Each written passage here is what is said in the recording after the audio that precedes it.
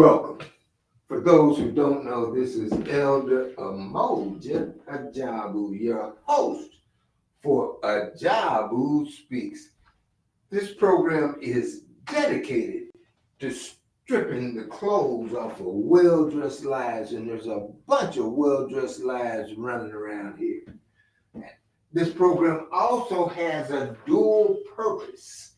It is the political education class for the Black Panther movement. One thing about this program is you got to understand the professor. I got a doctorate degree from SWU, Sidewalk University, and there they teach you to be unbought, unbossed, and unafraid. This program is point of departure is from a Pan-African perspective. The professor, Elder Ajabu, is a Pan-African.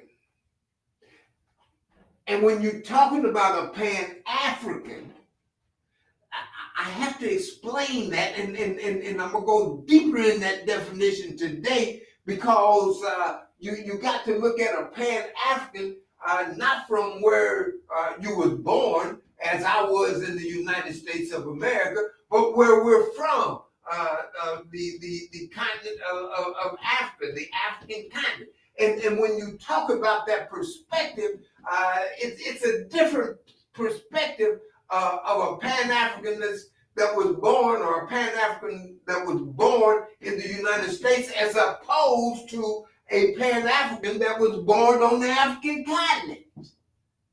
And I want to speak today about that Pan-African perspective from a brother that was born out on the African continent, and that relationship with Pan-Africans that were born in the United States of America.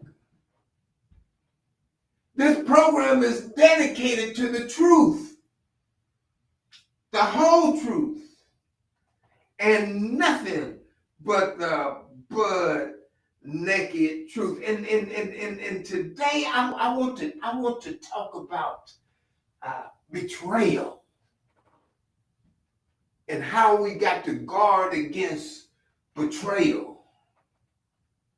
When I was over in Burkina Faso 2 or 3 weeks ago, and we were meeting with the brother Blazier, the Honorable Blazier, who is the president of the Commission of Sahel States, and the Sahel States are Niger, Mali, and Burkina Faso. And he's the president of that commission. And as he was speaking to us, he spoke about how their biggest concern is betrayal. And he spoke to us of how we were a bulletproof vest, because he did not know that their message was reaching to the depths that it was reaching, because it had reached us. He said this was the first time that they had gotten any feedback. And we was talking about how he had delivered a message to the United Nations, and in that message, he talked about how he had been given that assignment from Captain Ibrahim Traore. He had been given that assignment by this brother, and he understand that as he was given this assignment from this brother, that he was actually putting his life on the line, because there are people trying to kill him. And if they trying to kill him, he knew that they was going to trying to kill Captain Traore. Then Brother Blazier understood that his life was in danger too. There was a threat on his life also. And he said that he decided that look, if I have to give my life for this Pan-African philosophy, for my people to be free, then it's a life that I'm willing to give. And as he was speaking about that, he mentioned betrayal. He said that one of their biggest concerns, one of their biggest fears is to be betrayed. And I can look at where that comes from by the life that happened to their predecessor who is guiding them from the grave. When you talk about Thomas Sankara, President Thomas Sankara, when he was betrayed. And he was betrayed by a brother, what's his name? Blaise Compaore. I hope I'm saying that right. But he was betrayed. And when you look at this brother Ibrahim and Compaore, not Ibrahim. When you look at this brother, Thomas Sankara and Compaore, they were almost childhood friends. They got together early in life, teenagers. Went to military school together, got arrested together. In fact, they got Thomas Sankara got arrested, and Compaore got together with a group, and they went and liberated him, broke him out of jail. I mean, this brother, they was ace coon booms. And when he broke him out of the jail, they formed what they call the Council of Revolution, Council of the Revolution. They formed it because they said, we're going to go forward, we're going to liberate our people. We ain't going to just make this an event. This is going to be a process, and when we get through with the process, we're going to be free.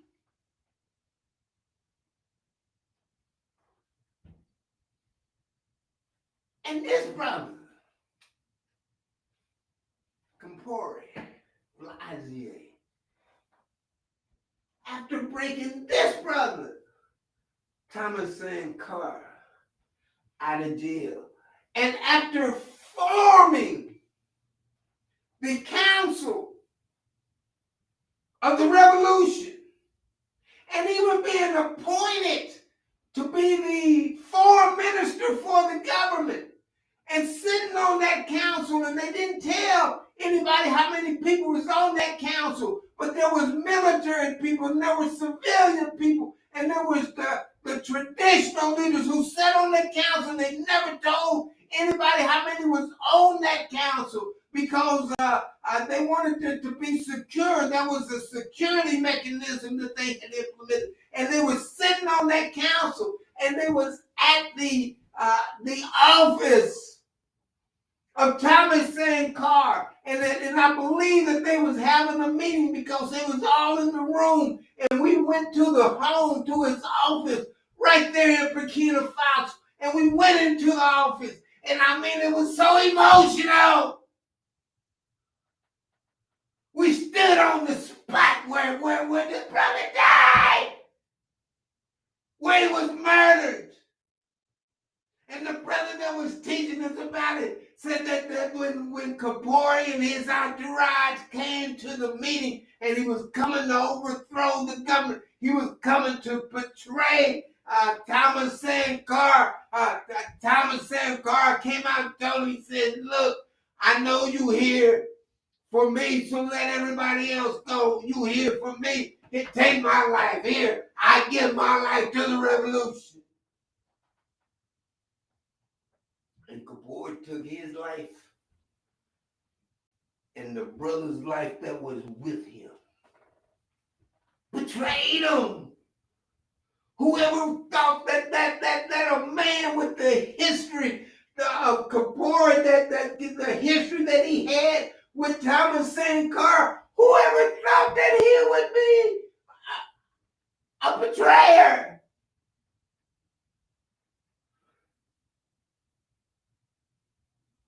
But he was. And the question that we got to learn about that is, how do we stop it? I mean, boy, when I went into the tomb, and they got a tomb of the brother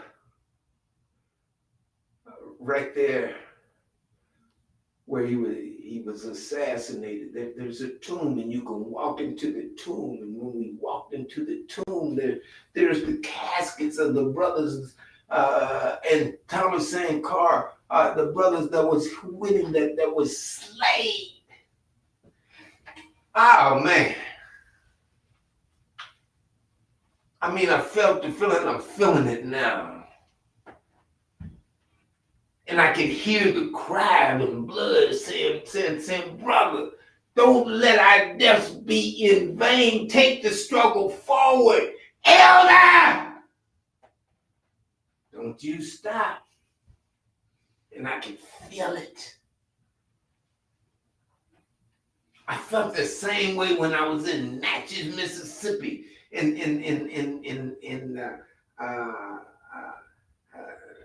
was in what they call the what did they call it? The Devil's Punch Bowl. And in this crevice, it's a big crevice. It's some hills that go down, but it's a big crevice. And in this crevice, after the Civil War, a number of our people who had helped fight for the North to beat the South in America's Civil War, they came into Natchez, Mississippi, and the white folks in Natchez, Mississippi said, we can't have all these Africans up here in our city, and since they fought with you, North, you got to solve the problem. And the North said, oh, no problem, South. White boy, we'll solve the problem. We'll march them all into this gorge. And even though they helped us to beat you, we're going to not feed them. We're going to put an armed guard around them, make sure that they don't leave. And because they done that, 20,000 of our people perished. And in that gorge, there are some peach trees that grow, and the black folks don't eat those peaches because they know it is watered with the blood of 20,000 of our people. So they call that the Devil's Punch Bowl. And they don't eat those peaches because they know those peaches are watered with the blood of our children. And our children, our ancestors, our people, and our people fighting for America were treated like that. Betrayed!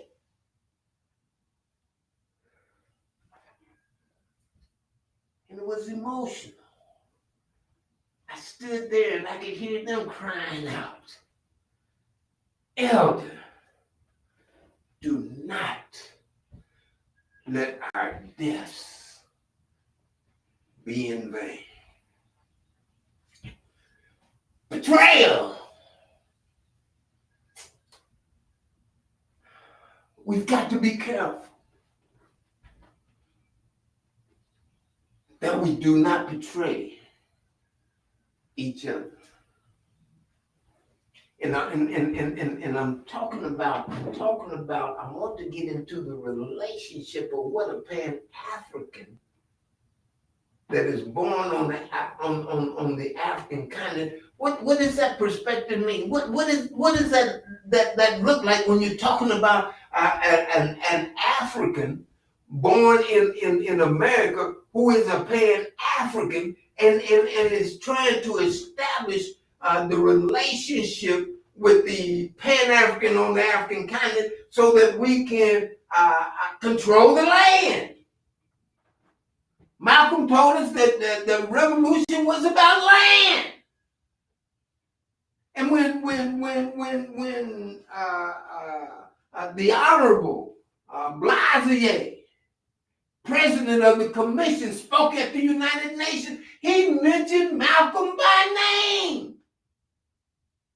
And Malcolm taught us that the revolution is about land. We're talking about the land of Niger. We're talking about the land of Mali. We're talking about the land of Burkina Faso. We're talking about how that land can be controlled by Africans for the benefit of Africans. The land.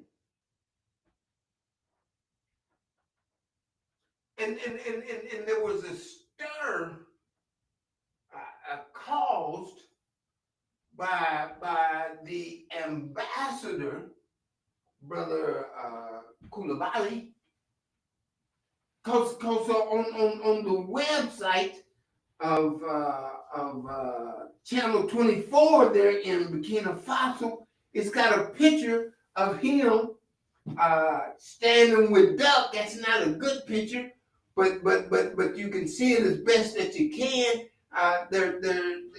They got a picture of him standing with duck, and they're grinning. He grinning with duck. And when you look at the Pan-African that was in the United States, and when we saw that picture, we said, damn!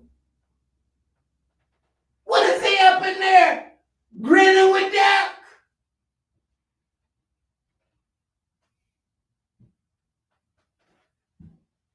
He's not getting compromised, is he? I mean, I don't think he was.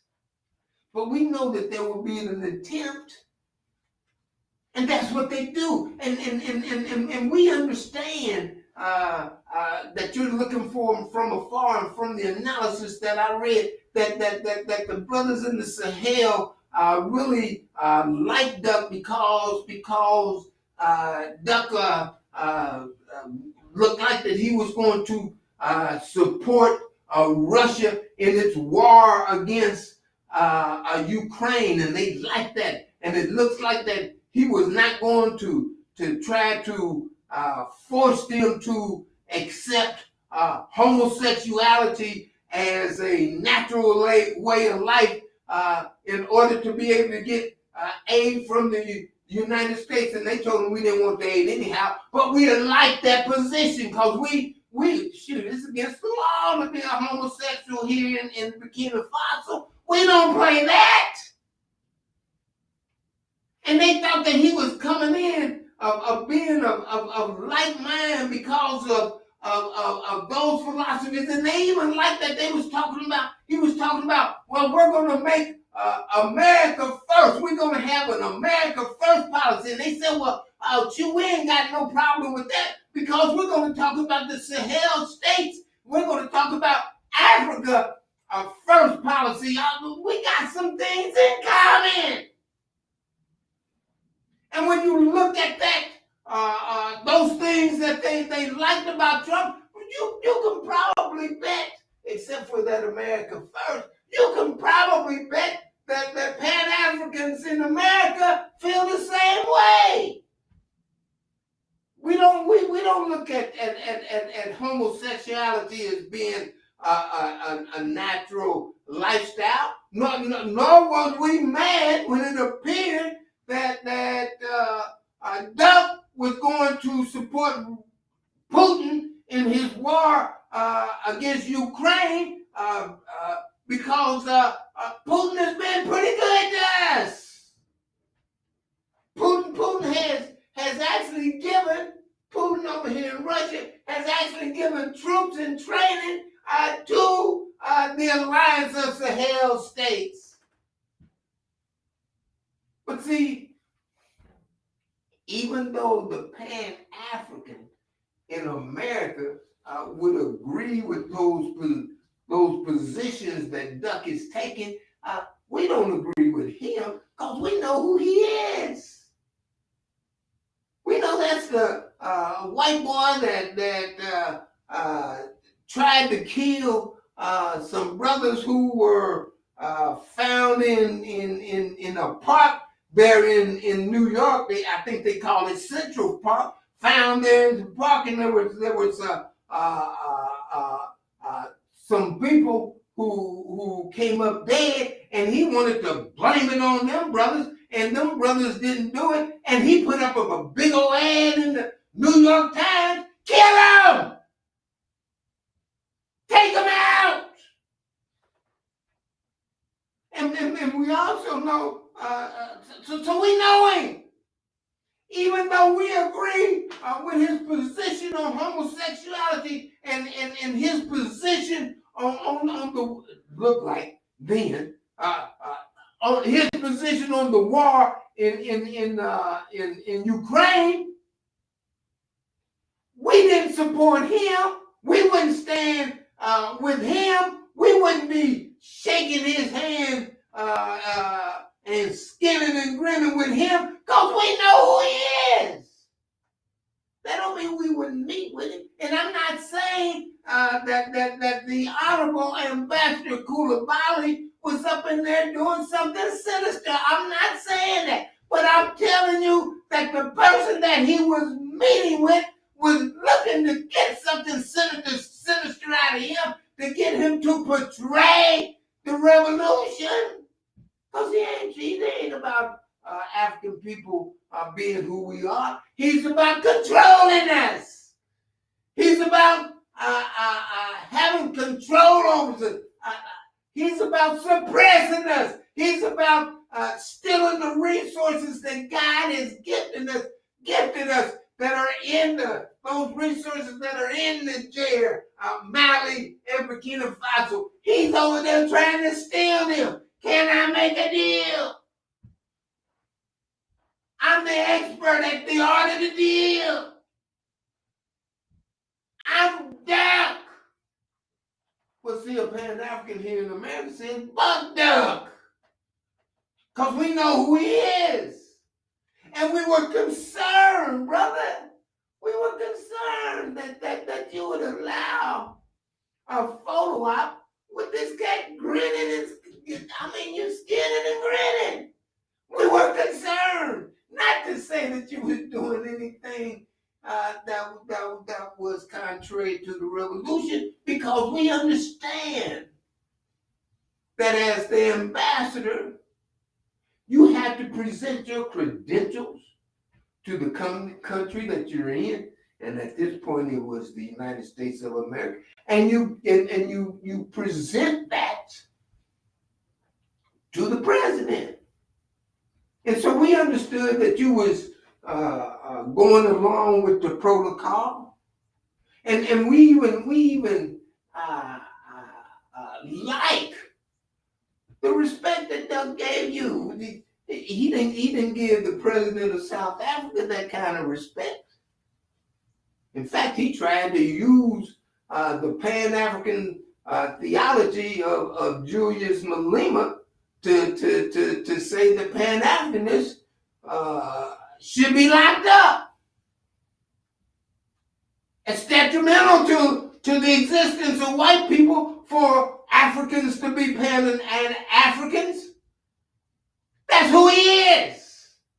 And we also appreciated that he gave you respect, and he didn't treat you like he treated those 5 presidents that came over there to make a deal, and he was hurrying them, had them sitting at the table, disrespect. No, you can speak English pretty well. Where are you from?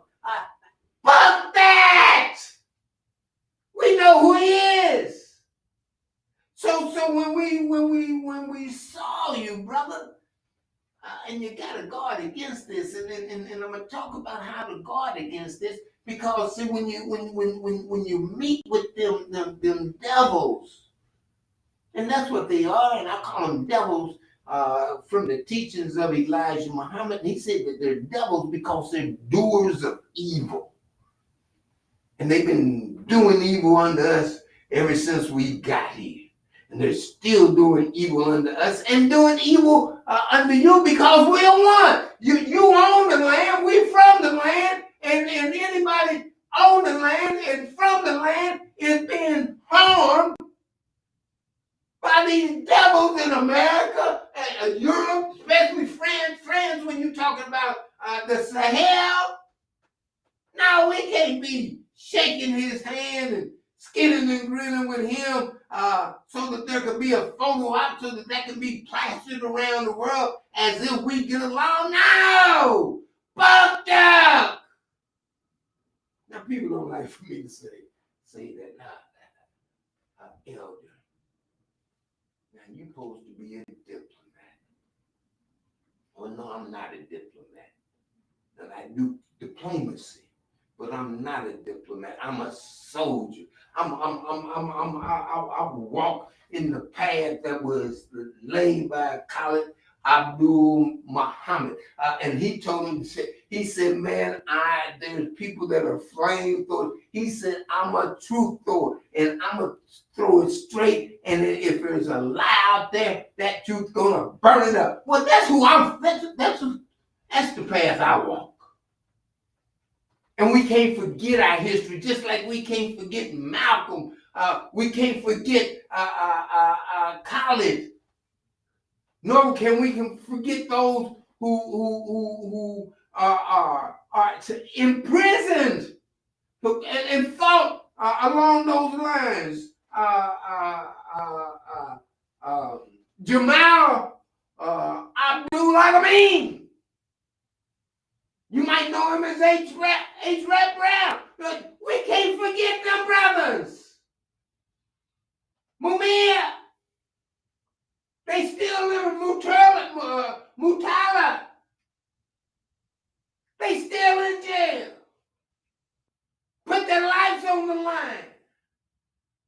Trying to get us free. We can't forget them. And so we got to bind together. And so when you talk about meeting with Duck, the president, we understand you had to do that. You had to present your credentials, but you got to look at the Pan-African here in America who knows that peace, who knows that devil, and you got to take us with you, man. You can't leave us out here.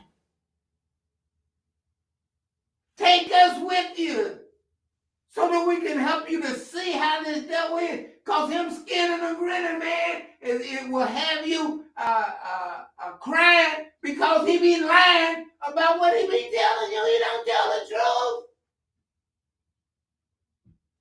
And if we talk about our relationship,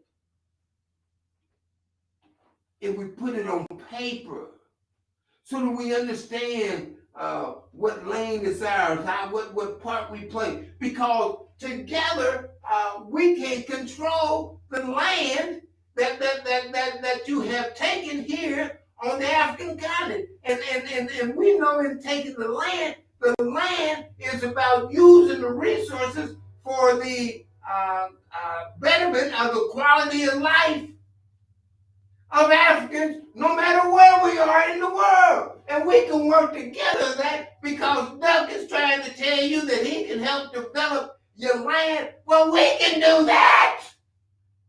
We want to do that. We plan to do that.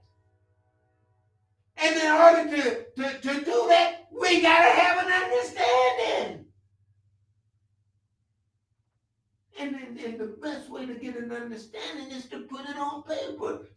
And then when you put it on paper, if we moving together, we can help you with that situation with these Western devils, because we know them. We know them so well that even if they're trying to oppress us, that we're able to do well, some of us, in spite of them, in spite of the oppression that they're trying to bring upon us. And we can help you, and you can help us, because we also understand that in us doing well in that system that is oppressing us, in essence, we're helping this system to oppress our people, and we don't want to do it like that. We much rather help our people on the African continent, not helping in spite of oppression, but help to get rid of oppression.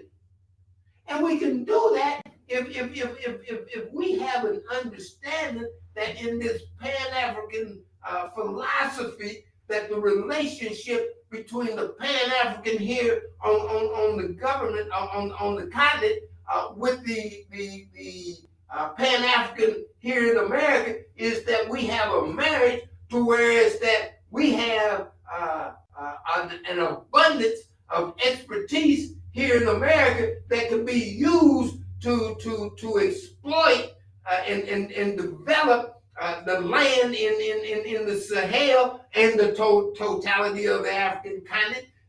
We have the expertise to where it's that you don't have to seek the expertise from Duck, because even though Duck has the expertise or can get the expertise to exploit the resource, he don't have the right philosophy. He's a white supremacist. We don't want to be messing with a white supremacist, even though that they got skills that can help develop the resources that's on our land. No, especially when we can operate with people that are Pan-Africanists who got skills. We can do it. And that is what Thomas Sankara taught. He said, man, look, we don't need those people to develop our land. We can do it ourselves. And he put a priority on making sure that everybody in the country ate, was fed. He was trained in agriculture. And even today, we got to make sure that the people in Burkina Faso, in Niger, in Mali, they got to eat, man. And see, if you feed them, that's got to be a priority. If you feed them, they'll be loyal to you. And especially if you talk to them. And that's what we want to set up, where it's that not only you talk to them, you talk to us, we talk to each other. And out of that rhetoric, we make a reality that's pro-us. That rhetoric, that's too big a word. Out of those words, rhetoric means words. Out of those words, we come up with the strategy to where it's that we all benefit. And we put that on paper so there's not a misunderstanding. And there's not to say that anybody has been compromised. It is said that the people do get compromised. Our history says people get compromised. When we look at Thomas Sankara, a man that he grew up with, starting in his teenage years, who he fought with, who came and liberated him out of jail, who was in his coming, in his government, came back and assassinated him, betrayed. I'm just wondering if the experience, and it doesn't look like it was enough, but if that was put on paper to say, look, man, everybody that's on the council of the revolution, look, this is an oath. We're putting it on paper. And shoot, you had to put on there with your blood to mean it. To say this is what we doing. There's no misunderstanding. Did you? When I go to talk to you and say, hey man, now when we got together, and I'm just coming up with a conversation between Thomas Sankara and Blaise Compaore. Look, blood, you know, with this history that we got together, we got an understanding that we're going to be waging the revolution. And at the end of this revolution, our people are going to be free. We'll define ourselves, name ourselves, speak for ourselves, instead of having others define, name, and speak for it. We'll defend ourselves. We'll educate ourselves. We won't allow somebody to do something for us that we ought to be doing for ourselves. I wonder if it would have been any different if it was put on paper. So there was an understanding, so everybody understood. And when you saw people acting other than what was on paper, blood, no, you know that you signed this. You agreed to this. We used a blood signature to say that this is the way we are. We mix blood. Don't sell us out. This is the land of the righteous people. And to be righteous means that we work together. We don't harm each other.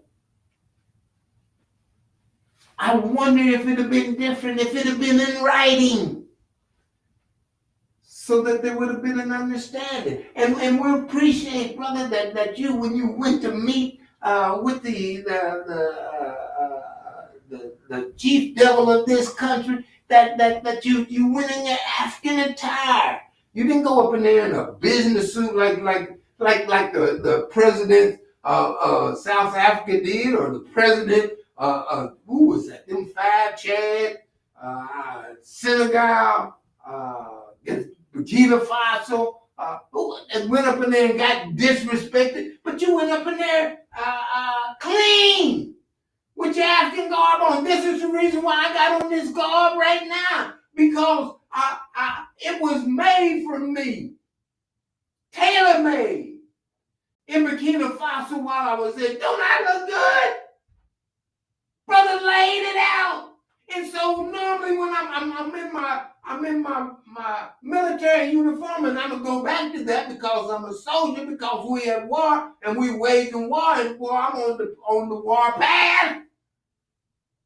But I wanted to identify with, let you know that we identify with you. We are Africans. And we know who Duck is. And we're rebelling. Let me give you a couple of examples, then I'm going to be through.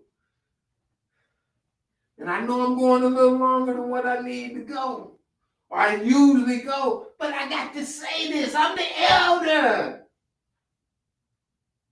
I got to speak to the younger folks.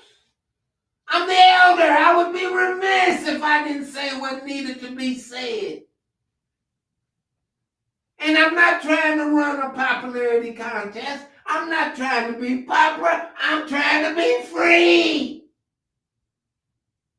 And to be free, there's got to be understanding. And the best way to have understanding is put it on paper, because paper has memory. It don't forget. You come back and it's going to say the same thing yesterday or today that it said yesterday. It's going to say the same thing. If you just using the spoken word, hell, that might change. Man, I thought you said, no, I didn't say that. No, you can't go through that. You can't get an understanding like that.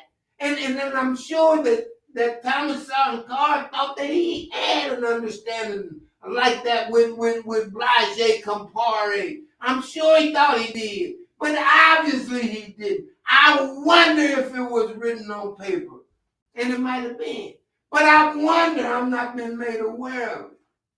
And if it is written on paper, let me know. But I still wonder if it was put on paper, would the behavior been in the difference, because we have a moral compass that leans and points toward doing what's right. Betrayal is not what's right. And I'm wondering if that agreement, if that understanding, if that relationship had been put on paper, that it would have been more force to make that arrow, that moral compass point toward doing what's right, and that guilt that it would have generated for the thinking that Blige was having concerning our brother Thomas Carr. I'm wondering if it would have stopped him from doing what he did. See, I'm looking at the same mentality, and they probably don't even understand that they Pan-Africans, but they understand that they're sick and tired of being sick and tired of the way that these devils, that duck, has been continually treating us here in the United States of America. And I'm talking about the brothers and sisters in Cincinnati. There's something going on in Cincinnati. I mean, you got a brother that ran over a cop because the cop shot his son down, and he said that you can't shoot my son down without somebody paying. So if a cop shot my son down, then I'm going to run over a cop. I'm going to drop a cop. I'm going to get me one. And it did. And then we're looking at here last week, and see that mentality. I mean, the people thinking like that, but ain't a whole lot of people. I don't know of anybody else in America that done went like that. That's Pan-African to stop without knowing that you're a Pan-African, because in the Pan-African thought, if you touch one of us, you done touched all of us, especially my son. And so last week, there was a lot of things going on downtown in Cincinnati. I think they had a baseball game and jazz festival, and I think something else was going on. There might have been a car race or something, but a lot of things was going on, and there was a lot of people downtown. They said there was several hundreds of thousands of people downtown, and while they was down there was a brawl. They showed some black youngsters, boy, they looked like they was early 20s at the most, late 20s, but younger set. It looked like there might have been some 20-year-olds there, but they was whipping up on some white folks. And the police was talking about why would they be whipping up on some white folks? But they showed a video, and all of this is on video, and they showed a video that what started it is this white boy slapped a brother in the face, slapped him. And when he slapped him, the brother said, "Oh man, I'm gonna let you know that you're allergic to slapping me." And he started whipping his butt. And not only did he whip his butt, a bunch of folks that was standing around started whipping his butt too. And there was some other white folks that was on the spot that was trying to help this white boy survive him being contagious or allergic to slapping black people in the face. They was trying to help him with his allergy, and people whipped up on them too. And the police chief got on the TV and was concerned. All that going on, how come didn't nobody call us? How come didn't nobody call the police? We only got one call from the police, and there were several hundred people down there, and nobody called the police. You know why? They didn't need the police. They know who the police is. They know who the police is, just like we know who Duck is. Just because the police talk about that they trying to do what's right and want to look like that they nice to you or to us. We know they ain't. And so instead of calling the police, we called each other and we took care of business. I mean, they whipped them, knocked them down, told them, boy, you can't put your hands on one of us. You put your hands on one of us, you done put your hands on all of us. You done lost your mind. Look, we're going to teach you that you are allergic to putting your hands on us, because if you put your hands on us, there's going to be a problem. And they put their hands on them. Black folks put their hands on the black folks. They put their feet on them. One of them went up and dropped his whole body on them.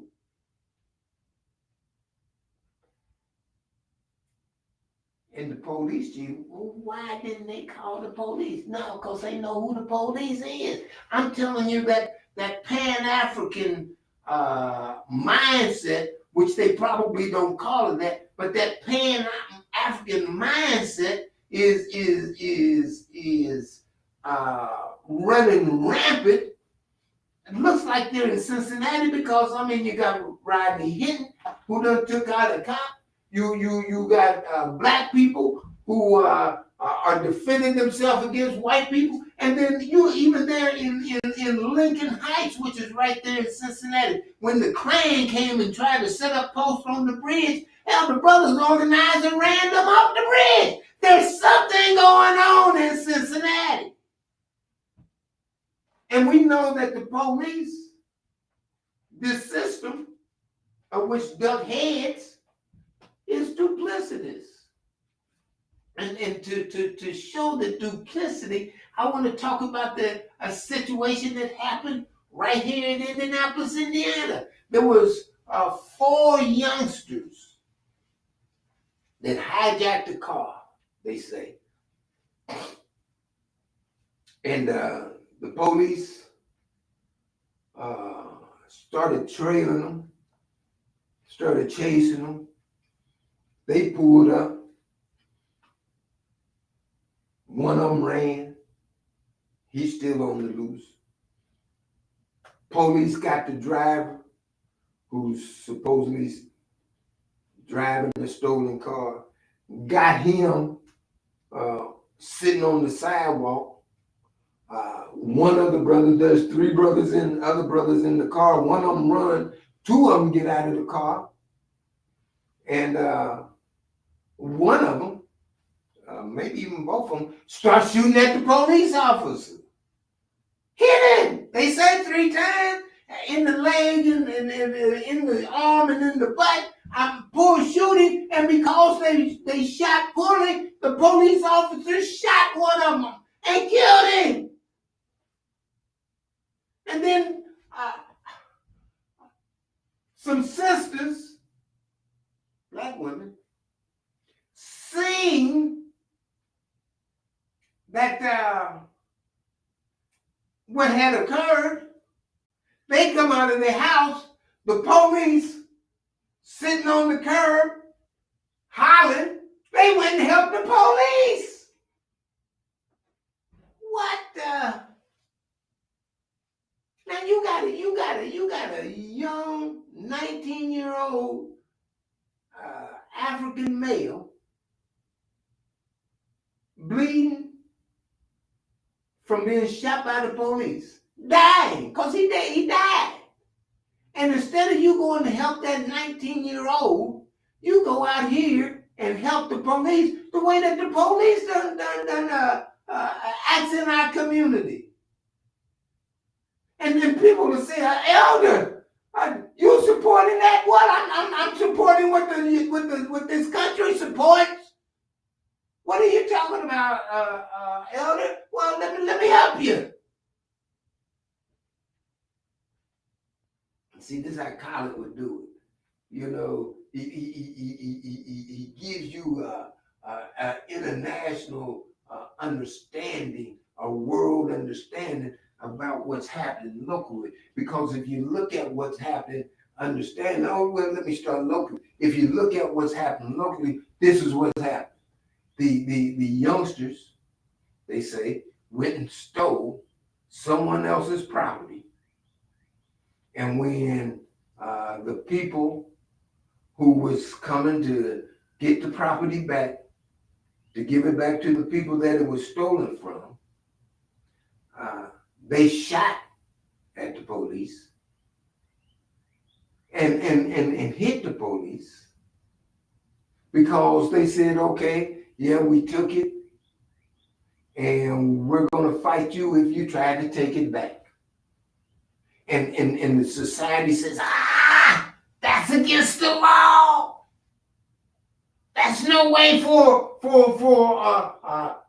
an American citizen to act. Well, we don't get treated like American citizens. And why would we want to be an American citizen the way that you treat us? And now you're going to talk about that's criminal behavior, but yet and still you do the same thing. What's this? See, when you look at the situation of the Zionists that went to Palestine, what did they do? They went over there and took someone else's property. The people that they took the property from said, oh, you got to give it back and we'll fight you to get it.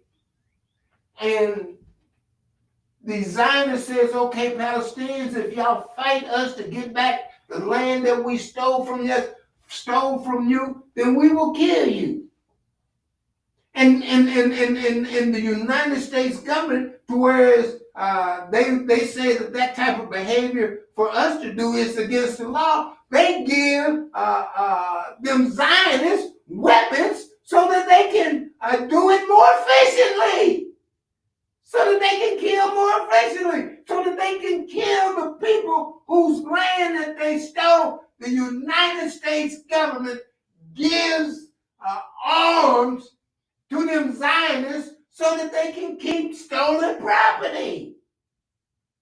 Well, if it's against the law for us to do it in America, why not is it against the law for them Zionists to do that in Palestine? They're duplicitous. And that's the reason why Ambassador Koulibaly, that we was concerned that you was up there skinning and grinning with Doc. We know who he is. You ain't got no business having a photo op with him. And yeah, go on and present your credentials. Make sure that he respects you as he did, it appears. Make sure that you go out there in your African garb, which you did. You ain't trying to fit in as an American. You're not an American. You're the Pan-Africanist. And you went up there to present your credentials, shake his hand, and get the hell up on out of there. Don't be up in there skinning and grinning with him. That ain't the image that our people need to see. And I'm saying that mentality, and I'm not saying that you've done anything sinister, but I am telling you that the people that you met with wanted to do something sinister or try to get you to do something sinister because they ain't with Pan-Africanists. And we know that they can do it because of what happened to our brother Thomas Sankara. I mean, it was the French more than likely that compromised Blase, but America is just as bad, if not worse, than France. So we have to guard against that. And see, we grew up with these white folks. We know these white folks. We know the games that they play. And so if you take us with you, we can make sure to a greater degree, a much greater degree, that no one is compromised. And in order for us to make that move, we have to have an understanding, and that understanding ought to be put in words. It's time for us to work together. And if you're going to make a deal, and I suggest that you don't. But if you make a deal with Duck, then that deal should come through the Pan-Africanists that are here in America, so all boats rise. So that the land and the resources that Duck is trying to get from the land has to come through the hands of Pan-Africanists here in America, so that he understands that we're on the same team. We're on boat, unbossed, and unafraid of the truth, the whole truth, and nothing but the butt naked truth. If you make a deal with Duck without us, then you might as well go on and make a deal with Michael Langley. And you show that you're against that because you stood up against ECOWAS when they tried to say that they was going to militarily jump on Niger because Niger done ran the France out of their country, and ECOWAS was saying if you don't do it, and then Tinubu had the nerve to say that he was going to overthrow Captain Ibrahim Traore if he stood by Niger and Brother Chiani and Goita and Ibrahim say we stand together, buddy. You touch one of us, you done touched all of us. Tinubu, you better act like you ain't bumped your head. And I'm saying we feel the same way about Duck. We ain't trying to get with Duck. We know who he is. And see, history proves that the Pan-Africanists here on the African continent, it proves that y'all that they can't beat you. They can't beat us. France didn't put up a fight when you told them to get up out of there because they know that they couldn't win that fight. And so you got 50 million of us here. Shoot, we get together, boy. Then America can't even send help if they decide France tries to come back in there, and you know they trying to, and they trying to do it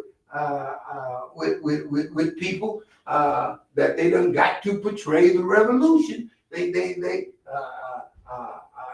if they try, which they are trying, then if we are connected over here in America, then we make it hard for America to make a political decision or descendants military over there to help France, who's trying to get back in to steal those resources. And see, y'all prove that y'all soldiers. You're warriors. They can't beat us. But when it comes time to the negotiations, y'all don't do too good. You make deals to where is that? The gold that's yours, that's ours, that's sitting in the land. You make a deal with white folks to where white folks get 80% of the gold, the resources, and our people get 20. That's not a good deal, Doc. That's not a good deal. And see, we got the expertise, the wisdom, knowledge, and understanding that we will negotiate a better deal than that, but we have to have an understanding. And it needs to be put into words. And we need to work together. We don't need Duck. Fuck Duck. I know.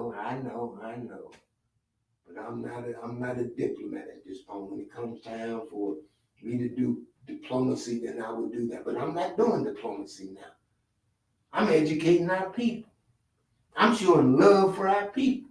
I'm doing what an elder is supposed to do. I'm sharing with you the experience that this life is giving me so that you don't make those errors. And see that error, you can see that error very candidly in South Africa when Nelson Mandela started speaking to them white folks by himself, and they let him out of jail and made him the president, and he lived pretty good, and there was a faction of Africans in South Africa that lived pretty good, but the masses did not live good. And when they was making the deal, when he got through, white folks still own 70% of the land, the farming land. That's not a good deal.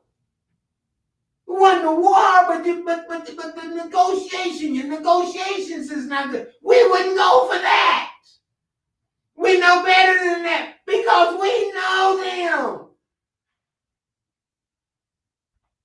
So let's work together. Let's put it on paper how we're going to work together. Because our time has come. And President Bazier, I'm with you. Yeah, we can't betray each other. And the best way for us to not betray each other is to have an understanding. That understanding ought to be put on paper. I wanted to say this too. And I'm going to say this and I'm through. You just can't have a relationship with any black or any African here in America. People would try to tell you to go with Al Sharpton or go with the brother that's over in the Urban League or go with somebody else. No. See, them people, they support. They don't speak out against what's going on over there in Palestine. They support that. Now, and I'm not saying anything bad about them. I'm not saying that they're a bad person, but I am saying that they're not the people to work with because they done bought into America. You got to work with the Pan-African that says, buck America. We'll do for self. We ain't trying to keep on letting somebody do something for us at our expense that we can do for ourselves. And if we can't do it right now, we'll be patient and organize ourselves and train ourselves and educate ourselves to where it's that we get in a position to where it's that we can do for ourselves. And the first thing that we're going to do for ourselves is feed ourselves. You got to feed the people. Make them loyal to you. And you got to teach them. You got to talk to them. You got to tell them what you're doing. You got to tell them it's going to be harder before it gets easier. And they'll buy into it if they know what you're doing. And you do it. You're not just talking. You're moving words to reality, rhetoric to reality, words to reality. You just ain't talking. You're walking. And I'm telling you, we need to walk together. There are Pan-Africans in America with the skills necessary to help develop the totality of Africa with a focus on the alliance of Sahel states, and we need to get an understanding so that we can get busy. Otherwise, you might as well go on and get a relationship with Michael Langley. Fuck that!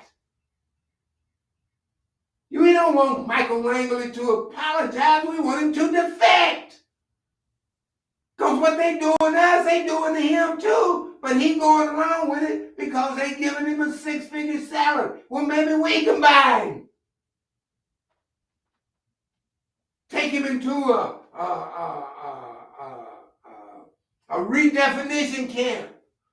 Reorienting to where it's those military skills that he was taught by the American continent and American government and is using against us. Maybe we can make him defect. We can make him defect and bring those skills to us. How do I know that? seeing the delegation that we took to Burkina Faso, there was a brother, uh, Ramsu. No, not Ramsu, Lord. Uh, that was, and his name is evading me, but shoot, it'll come back. But he was a member. I don't need his name to tell you what I'm trying to tell you. He was a member of SWAT right there in Georgia.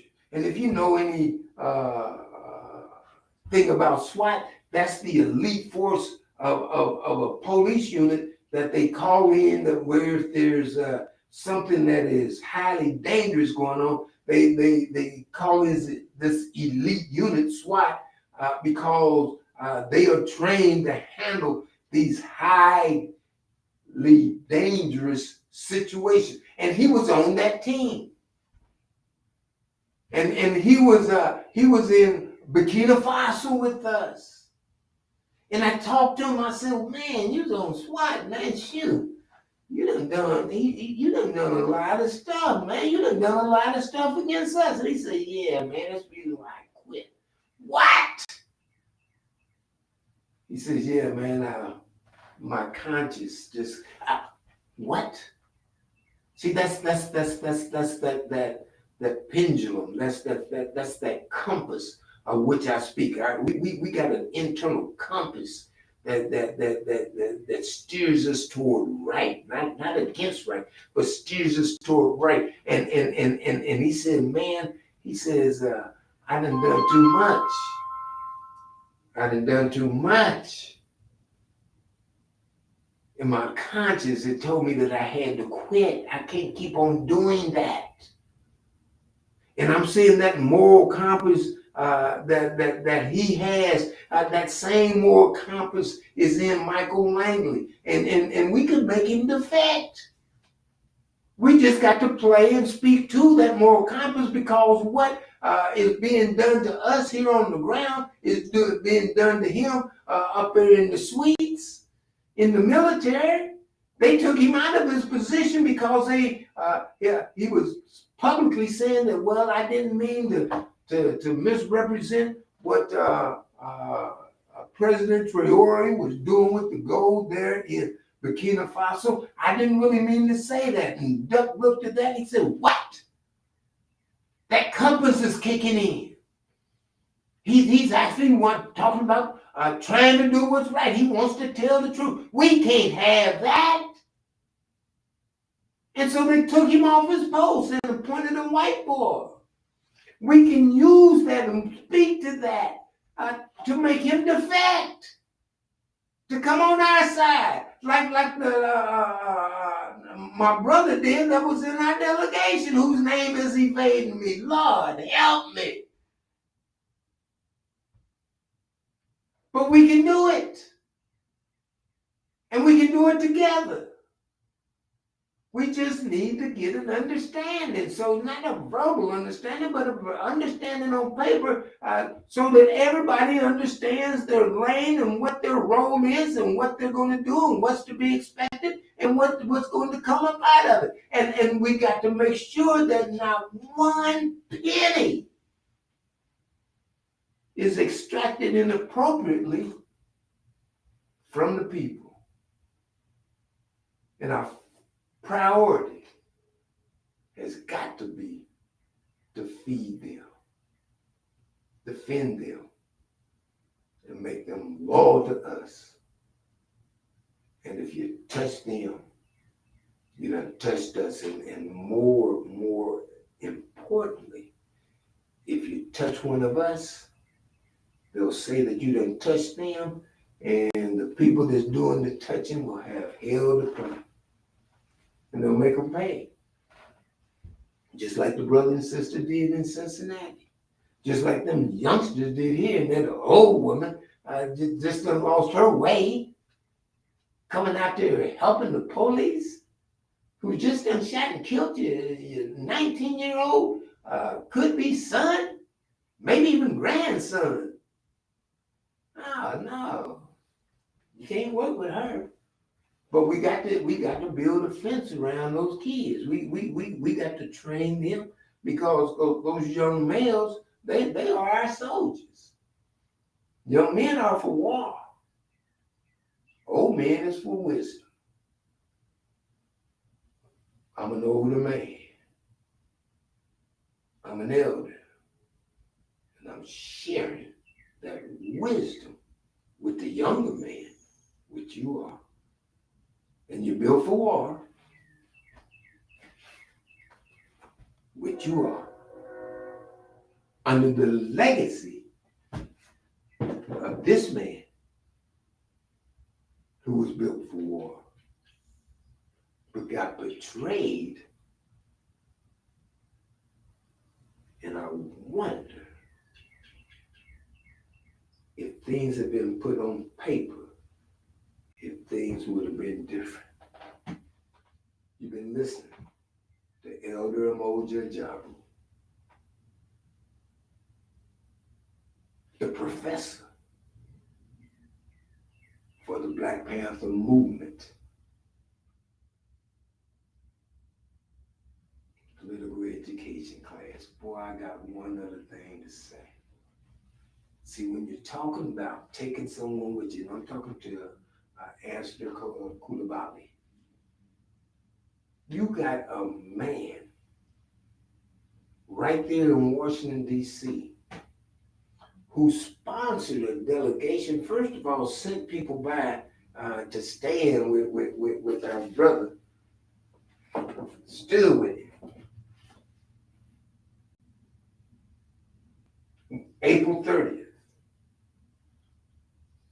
when the world stood, all Pan-Africans in the world stood with this man and said that, look, if you touch him, you done touched us, and you're going to have a hell of a price to pay. We stood with him on April 30th because we're Pan-Africans. We're one. And the man that organized that is right there in Washington, D.C. When it came time to meet with Duck, and he's a lawyer. When it came time to meet with Duck, you should have took him. But there should have been an understanding. And it should have been in words. It should have been on paper. There should have been an understanding. There's got to be an understanding so everybody understands what we're doing. And you would have sent the message to Doug, look, if we work with you, it will be because we're working through the Pan-Africanists that are working with us, the Pan-Africans that are working with us. Now you can't talk to us directly. You got to talk to our people who think like us that was born here in America, because they know you much better than what I know you. And they know how to make that deal that benefits us, not you. I mean, you'll get a benefit, but not the benefit that you've been getting. You won't get 80% and we get 20%. No, sir. You won't go down like that. And I'm talking about the Honorable Malik Zulu Shabazz. You could have took him with you. And you're going to be meeting with him. And there needs to be an understanding. And that understanding needs to be in words so that we work together. You can't be working with Duck and not leave us out. That looks like betrayal. Let's not do that. And I'm not saying that you're doing that on purpose. You can't do that what you don't know. It's got to be raised, and I'm raised it as the elder, the brother from the minister, the foreign ministry. When I call him brother, he says, "Man, you ain't my brother. You like my daddy. You an elder." And so I'm gonna sit in that place. I'm not gonna be trying to ignore the experience that I have. I'm gonna share the experience. out of love. And I'm not running a popularity contest. I'm not trying to be popular. I'm trying to be free. And I know that you youngsters are the key to the freedom. I'm trying to share with you some guidance, some wisdom, some knowledge, some understanding. And I'm telling you that understanding has got to be put on paper so that we understand what we're doing. And to keep the light shining bright, take one of us with it. One of us with you when you're going up into the White House, or you're going into those correct congressional meetings, or you're meeting with the business people. Our people that was born and raised in America, who are Pan-Africans, know this white boy. We know this devil. And if we work together, boy, you know, they can't beat us. They can't beat us. That is a broader understanding of the definition for a Pan-African that's born in on the African continent to start developing that Pan-African relationship with the Pan-Africanist that was born, the Pan-African that was born here in the United States of America. We work together. Now, people, I'm talking to everybody now. If you want to be part of this development, because we're on the move, Pan-Africans are mobilized and organized, because we know that to do so, it will help us to be realizing our rightful place in the world order of things. And our rightful place as Pan-Africans in America is to be in the middle of any deals that are made with America. It's got to come through us. We are the Pan-Africans. We got to work together. We're in the same family. Brother told us we want a partnership with you. Yeah, let's partner. Let's put it on paper. He said, but more than being a partner, we want you to recognize we see you as family. Well, treat us like it. Invite us to the party. We with you. We want you to win. We want to win together. To hook up, give us a call. 844-848-6489. I said 844 if you want to hook up. 848-6489.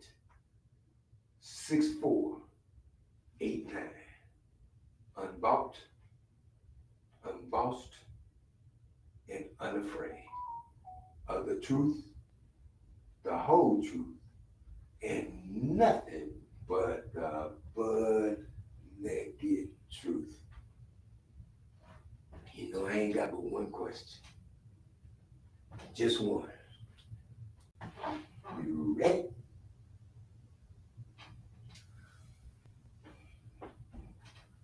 Really?